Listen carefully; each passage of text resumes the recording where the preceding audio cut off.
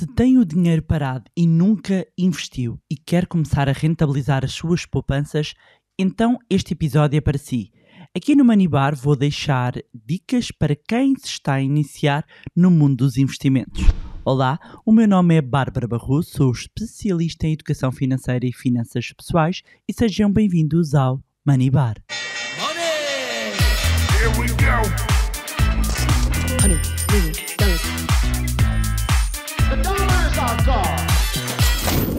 Olá, meus amigos, como é que vocês estão? Espero que estejam todos bem, de boa saúde, pois hoje vamos aqui dedicar um tema para quem se está a iniciar aqui no mundo dos investimentos. Vou aqui deixar um conjunto de dicas para quem está a começar a dar aqui os primeiros passos, ou alguns se calhar que agora chegam e se acabou de chegar. Antes de mais, seja bem-vindo, seja bem-vinda aqui ao podcast mais espetacular desta galáxia e da próxima. E então hoje vamos dedicar este episódio a iniciantes, a principiantes, ainda que, e deixar também esta nota, que mesmo que já façam alguns investimentos, é o caso de estar a ouvir este episódio e que já faça alguns investimentos, que é sempre bom recordar aqui alguns tópicos, alguns pontos que eu vou aqui relembrar, até porque às vezes, meus amigos, e eu bem sei, nós saltamos algumas etapas, não é? Portanto, agora vou-vos deixar aqui 7 dicas de investimento, então, para quem está a começar. E estão prontos? Estão prontos para começarmos? Hoje vamos já avançar. Se calhar estão a ouvir isto, estão de férias, vão no carro. Se vai de férias, muito boas férias. Se vai de férias, muita força, não é? Neste regresso. Vamos então começar aqui as nossas dicas. Primeira dica: sabermos quais são os nossos objetivos. Muitas vezes há falta de clareza. A pessoa quer começar a investir. Eu tenho ali um dinheiro parado, vou receber um dinheiro, recebi o dinheiro do IRS, recebi o subsídio, e agora o que é que faço aquele dinheiro? Vou aplicá-lo e vou aplicar onde? Será que me pode dar aqui uma dica? Ora bem, uma das coisas que nós sempre fazemos aqui, quando eu digo nós no Money Lab, a empresa da qual eu sou fundadora, Money Bar, é aqui este magnífico espaço onde nos encontramos todas as semanas, mas nós no Money Lab mencionamos, e eu menciono isso muitas vezes, que o que procuro fazer através da educação e da literacia financeira é dar a cana e ensinar as pessoas a pescar, em vez de lhes dar o peixinho escalado na boca. E o que acontece é que muitas vezes as pessoas querem o peixinho escalado na boca, querem o atalho, querem que haja assim uma resposta direta e do género. Então, onde é que eu invisto? Quantas vezes? Onde é que eu invisto? E estão à espera que eu diga naquela ação, naquele produto, naquele PPR, ali, assim de caras. E ninguém que vos responda de caras está a ser verdadeiramente correto. Porquê? Porque vai depender dos seus objetivos, vai depender do seu horizonte temporal e de um conjunto de tópicos que vamos aqui hoje falar. Portanto, ter os objetivos bem definidos é importante. Eu quero poupar e quero investir para o quê? Qual é que é o meu horizonte temporal? Quantos anos é que eu tenho? Quando é que eu vou precisar do dinheiro? Qual é que é o meu objetivo? Isto é fundamental, porque é completamente diferente se o meu objetivo for a 2 anos, se for a 10 anos, se for a 20 anos. E a falta de clareza nos objetivos é o que muitas vezes acaba por condicionar o próprio planeamento financeiro. Portanto, este é o ponto essencial. Escreva, sente-se e escreva num papel todos os seus objetivos financeiros, quanto é que eles custam, qual é que é o valor, quanto é que vai necessitar para investir, ao final de quanto tempo espera ter determinado montante. Isto é fundamental. E isto está completamente ligado com a dica número 2, que é conhecer o perfil do investidor. E o que é isto do perfil do investidor, que tantas vezes falamos, mas para quem chega se calhar agora é novo. O perfil de investidor nós estamos no fundo a avaliar a aversão que nós temos ao risco. Estamos a avaliar a nossa tolerância à perda, ao risco. E existem essencialmente 3 grandes categorias de perfis. Quando se faz os testes, chamados testes de adequação de investimento, para apurar qual é que é o nosso perfil, são mais de 3, normalmente, eles estão mais subdivididos. Em todo caso, vamos seguir, como eu sempre sigo aqui, a matriz, muitas vezes referenciada pela própria Comissão do Mercado de Valores Mobiliários, que é o regulador de mercados de capitais em Portugal, e nós temos 3 perfis: conservador, moderado e agressivo. E vocês encontram nomenclaturas diferentes. Conservador normalmente é consensual, moderado pode ser moderado ou equilibrado, pode ser agressivo, pode ser dinâmico. São nomenclaturas diferentes para dizer exatamente a mesma coisa. Então, quando nós estamos a falar de alguém com perfil conservador, estamos a falar de alguém que vai privilegiar o capital, a manutenção do capital, a garantia de capital, que não está disposto a correr grandes riscos, que até não se importa de ganhar ou de ter uma menor rentabilidade, um menor retorno dos investimentos, porque prefere a segurança. Alguém com um perfil moderado está disposto a correr um bocadinho mais de risco na expectativa de ter maiores rentabilidades, maiores retornos. E alguém com perfil agressivo é alguém que está disposto a correr mais risco na expectativa de obter mais rentabilidade. E porquê que isto é relevante? Porquê que é relevante conhecermos o perfil de investidor? Porque conforme o nosso perfil, aliado ao tópico anterior, ou à dica número 1, de saber os objetivos, isto vai-nos começar a dar uma direção de qual a melhor classe de ativos, ou de qual o melhor local para eu colocar o meu dinheiro. Isto é um trajeto, isto é um conjunto, é uma etapa, é uma jornada, e nós temos que fazer estes passos, não adianta.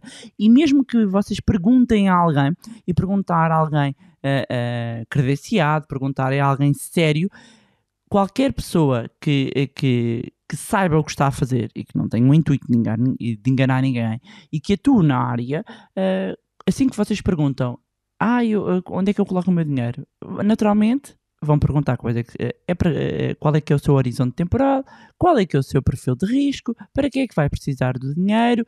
Ou seja, este conjunto de perguntas e estas dicas iniciais que eu vos estou a indicar fazem parte do trajeto, do início do caminho do investidor. Porque depois a questão é, o perfil pode mudar ao longo do tempo. Eu acho que até já dediquei aqui o episódio, não estão em erro. E sim, obviamente pode mudar, mas no início, para nós começarmos a dar os primeiros passos, é fundamental que saibamos qual é que é o nosso perfil de investidor. Isto vai ligar, lá está, os passos são todos seguidos, vai ligar com a próxima dica, que é conhecermos os riscos. É muito importante nós conhecermos quais é que são os riscos. Vou dizer aqui alguns, em todo caso há aqui um episódio, penso que há aqui um episódio onde até dedico um bocadinho mais a este tema, mas essencialmente perceber qual é que é o risco de capital, liquidez de crédito, mercado, são só alguns exemplos. Por exemplo, o risco de capital, obviamente que é o risco de perder o capital que investimos. Uma pessoa com um perfil conservador, e vocês começam a ver que isto tudo se une, uma pessoa com um perfil conservador vai querer colocar o seu dinheiro em instrumentos financeiros cujo risco de capital seja baixo. Não é? Porque não querem perder o capital inicial. Alguém com perfil moderado ou com perfil agressivo já pode colocar o seu dinheiro em instrumentos de capital, em instrumentos financeiros que tenham um risco de capital mais elevado. E estamos a falar dos vários tipos de risco que estão associados a classes de ativos e a instrumentos financeiros. Instrumentos financeiros, produtos financeiros, mais uma vez, nomenclaturas diferentes para dizer exatamente a mesma coisa. Outro risco que aqui mencionei é a questão do risco de liquidez, e é super importante compreendermos o risco de liquidez. E a liquidez é o tempo que nós demoramos a conseguir converter esse instrumento financeiro, essa classe de ativo, em dinheiro vivo. E vou-vos dar exemplos só para perceberem melhor o que é isto da liquidez. Uma casa, por exemplo, não é um ativo líquido. Não é um ativo líquido porque eu não consigo transformar em dinheiro vivo em 3 dias, 2-3 dias. Quando pensamos, por exemplo, em ações são um ativo líquido. O dinheiro que nós temos na conta à ordem é liquidez porque está imediatamente disponível. E isto também vai ter impacto nas escolhas que vamos fazer em termos dos investimentos. Depois temos a questão do risco de crédito, que está relacionado com o facto de a entidade emitente poder entrar em falência ou insolvência. Temos o risco de mercado, que é o risco de um determinado instrumento financeiro ou aplicação financeira perder valor devido à alteração dos preços de mercado. Por exemplo, as ações têm aqui uma componente de risco de mercado. Portanto, conhecer os riscos vão nos ajudar a nós escolhermos onde é que vamos colocar o nosso dinheiro. E aqui vem a quarta dica. E a quarta dica já é aqui um bocadinho mais fechada, não é? Quarta dica, mas tudo isto, todo este conjunto de dicas, no fundo, são uma jornada e um processo, que é investir primeiro de tudo no seu fundo de emergência. Por onde é que eu começo? Por aqui. É por aqui que eu vou começar. O que é isto do fundo de emergência? O fundo de emergência é eu ter um montante de dinheiro de parte que me permita, no caso de haver algum imprevisto, no caso de haver alguma emergência, eu ter esse dinheiro de parte que vai suprir esse imprevisto sem afetar as minhas finanças pessoais, sem me colocar numa posição de ruptura financeira. E este é o primeiro patamar. E como é que nós apuramos qual é que é o montante que eu necessito para o meu fundo de emergência? Eu vou fazer um levantamento, e era por isso que quem faz o orçamento já tem esta etapa adiantada. Eu vou fazer um mapa de cash flow, digamos, de fluxo de caixa, das entradas e saídas de dinheiro no nosso próprio orçamento doméstico, eu sabendo qual é que é o meu custo de vida, quanto é que eu preciso todos os meses para viver, quanto é que as minhas despesas representam no meu orçamento. Eu pego nesse montante e multiplico por 6, pego nesse montante e multiplico também por 12. O fundo de emergência deve ter esse montante, ou seja, entre 6 a 12 meses do nosso custo de vida mensal. E este deve ser o nosso primeiro grande objetivo e o primeiro patamar. Portanto, quando querem começar a investir, é aqui que vão começar primeiro a investir. E eu vou começar por colocar este dinheiro. Aqui não tem a ver com perfil. Eu vou investir este dinheiro em instrumentos financeiros de baixo risco e elevada liquidez. Porquê? Porque isto é um fundo de emergência. Isto tem uma particularidade. Não é porque eu tenho um perfil agressivo, e aproveito já para esclarecer neste episódio, acho que nunca esclareci isto, porque já recebi muitas perguntas, não é porque eu tenho um perfil agressivo, ou seja, que eu tolero imenso risco, que o meu fundo de emergência deve estar em instrumentos financeiros arriscados. Não. Fundo de emergência deve estar colocado em instrumentos financeiros de baixo risco, elevada liquidez. Estes são os pontos fundamentais. Não faz sentido, por muita tolerância ao risco que eu tenho, e eu sou um exemplo de uma pessoa com perfil agressivo, e não faz sentido eu ter o meu fundo de emergência em algo que eu amanhã preciso do dinheiro, e vamos imaginar, coloquei, até tem elevada liquidez, mas tem algum risco, eu coloco um determinado montante no meu que é o meu fundo de emergência, e passado 3 meses acontece o imprevisto e eu vou lá e tenho 1/3, tenho 2/3, tenho metade do valor. Quer dizer, não faz sentido nenhum.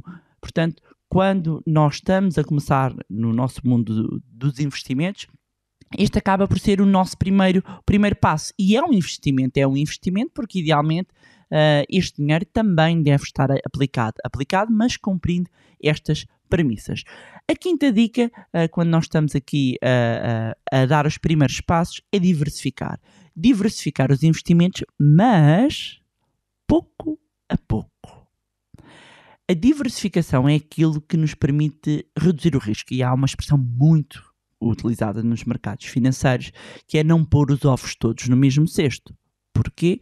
Porque se o cesto cai, os ovos partem-se todos. Se eu tiver 2 ovos, 3 ovos, um ovo em diferentes cestos, mesmo que um caia, os outros permanecem intactos. Esta é a analogia utilizada para nos explicar a diversificação.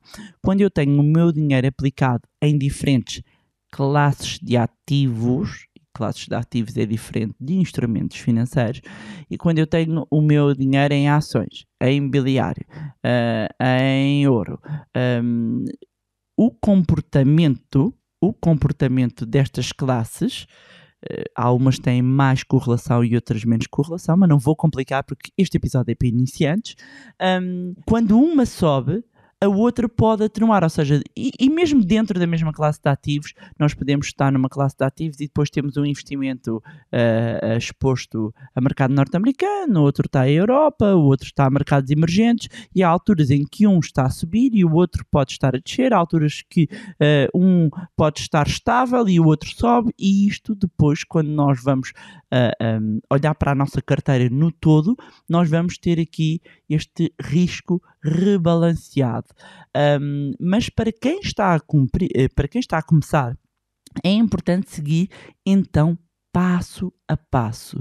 Quando nós somos novos, iniciantes em algo, sobretudo relacionado com o dinheiro, é muito normal. Portanto, não pense que é caso único, mas é muito normal que não nos sintamos à vontade. Daí que seja importante, ou seja, há pessoas que estão no zero, né? O dinheiro estava ali perdinho, a perder valor no banco, e de um dia para o outro, eu vou aplicar tudo e vou fazer e vou... Calma. Existem estratégias, de facto, mais apropriadas para cada perfil, de acordo com cada horizonte temporal. Por exemplo, pode fazer sentido ter um PPR, ou optar por outros instrumentos como fundos de investimento, não é de emergência, fundos de investimento, ETFs ou outros.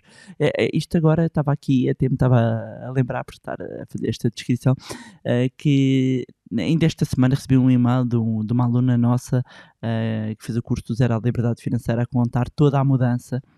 E é engraçado porque a pessoa começou mesmo do zero. Estava mesmo, olha, não entendo mesmo nada. E começou do zero e hoje tem tudo diversificado, ou seja, tem PPRs, tem ETFs, tem certificados, tem imobiliário, tudo ajustado ao seu perfil, aos seus objetivos, porque seguiu o passo a passo que explicamos no curso. E isto realmente deixa muito feliz, porque... aquela pessoa está a viver uma nova vida, toda uma transformação financeira, porque seguiu um passo a passo. E é importante entendermos que a ganância e os atalhos são inimigos do investidor iniciante. E é preciso fazer o caminho por etapas. E isto acaba por ligar com a próxima dica, que é investir na literacia financeira. Para quem está a começar, eu recomendo o livro que eu escrevi, Ponha o Seu Dinheiro a Trabalhar para Si, que é no fundo um manual para quem quer começar, mesmo do zero. E é o livro que eu gostava que tivessem escrito para mim quando eu comecei esta jornada. Eu digo isto muitas vezes, mas seja num livro, seja aqui no podcast, e só estar a ouvir este podcast, felicitá-la, porque já está um passo à frente da maioria das pessoas que não se interessam por estes assuntos relacionados com literacia financeira, com as finanças pessoais, mas pode investir num curso, pode melhorar o conhecimento através de livros, de pesquisas na internet, de canais do YouTube. Isto vai permitir tomar melhores decisões financeiras e investir melhor o seu dinheiro. E dizer, isto é muito importante, não é preciso sermos um diretor financeiro. Nós não temos todos que querer ser analistas, economistas. Não é preciso isso. Não precisam de ir para a faculdade. Não é preciso uma coisa... Bárbara, mas investir na minha literacia financeira, mas eu não entendo nada de dinheiro. Eu ouço muito esta frase e às vezes faz-me lembrar a matemática, não é? Não entendo nada de... Porque eu não entendo. Não entendo, mas se calhar era bom entender. Mesmo que delegue isso em alguém, para não ser enganado, é importante nós entendermos. Convém, se calhar, digo eu, não sei, não é? Irmos ao banco e entendermos a linguagem. Vir alguém propor-me de uma sociedade gestora um determinado produto e eu sentir que tenho capacidade para analisar que aquele produto de facto é melhor para mim. Porque, meus amigos, é importante que nós tenhamos esta capacidade, porque do outro lado está alguém, há gente séria, mas há outros que não são assim tão sérios. Acreditem, são muitos anos e, aliás, podem partilhar comigo as histórias. Imagino que haja para aí a história. Eu já tenho várias histórias de vários alunos, de pessoas que infelizmente, seja os gestores de conta, seja o amigo do amigo, seja o especialista, sejam muitos que andam aí também pela internet só a enganar as pessoas, que é mesmo a verdade.